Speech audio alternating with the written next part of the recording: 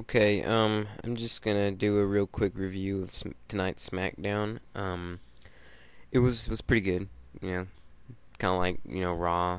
Well, Raw was a lot better, but SmackDown is just a solid show tonight. I liked pretty much most of the matches, but anyway, just gonna go through a few things that happened on tonight's SmackDown. The Elimination Chamber participants were announced. Um, uh, Daniel Bryan's defending against Cody Rhodes, Randy Orton, Wade Barrett, Big Show again, and and Mark Henry. Don't think I'm forgetting anybody else. Yeah, that's it. And but Mark Henry came out and got suspended because he was being a douchebag to Teddy Long, and so Teddy Long replaced him with the Great Khali. Now I know I've seen people complaining, reading the spoilers, saying, why is Khali in there and all this stuff. Of course, we know Mark Henry is actually taking time off for his injuries that he's been dealing with, which is why I don't believe there is any need to complain, because I'm pretty sure that on the night of Elimination Chamber, Mark Henry is probably going to attack Khali and take his spot back. I don't know how much time he could possibly need off. I think it's in 3 weeks.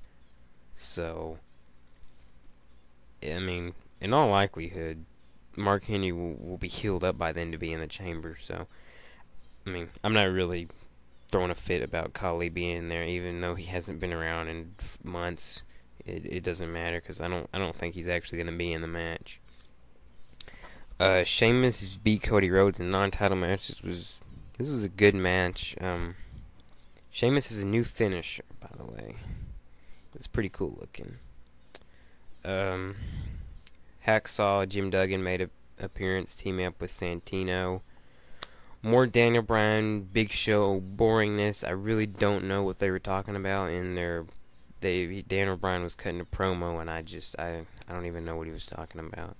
And then Big Show came out doing his usual Big Show stuff, and AJ came out and convinced, stopped him from attacking Daniel Bryan because he was beating Daniel Bryan. I'm not interested in Daniel Bryan.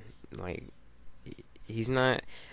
The reason I'm not interested in him, though, is not because I'm not supportive of him or him being champion. It's because I don't like that he's feuding with Big Show, and I don't really like that he's feuding with Mark Henry either. Because, how can he not be portrayed as? He can't believably beat them in a fight or in a match. So, I just don't like that he's been feuding with them for so long, because it's just getting old. And I'm getting sick of seeing Big Show. Here's a mini Big Show rant right here. I'm getting sick of seeing Big Show in all of these world title matches. He does nothing to earn them. They don't even. If they put him in number one contenders matches and he won them, okay, I might be alright with that. But all he has to do is come out and yell, and he's got a title match. The next SmackDown, or that night on SmackDown, and then at the next pay-per-view. He's been in like 8 straight title matches, counting Elimination Chamber.